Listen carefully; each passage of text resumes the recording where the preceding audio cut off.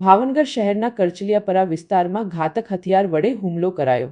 5 જેટલા લોકોએ તલવાર, ધારિયા અને ધોકા વડે હુમલો કરતા એક મહિલા સહિત 2 લોકોને ઈજાઓ પહોંચતા સારવાર માટે હોસ્પિટલ ખસેડવામાં આવ્યા હતા। પોલીસ ફરિયાદ બાદ હુમલો કરવાનું કારણ બહાર આવશે।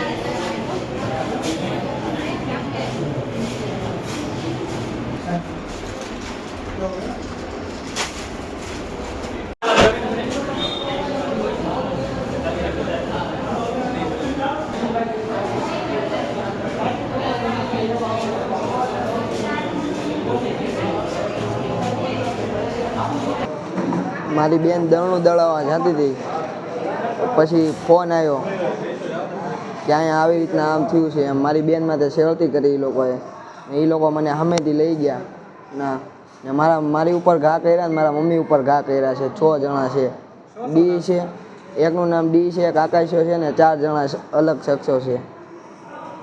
કોનો ફોન આવ્યો? એ ડીનો। શું કીધું એને?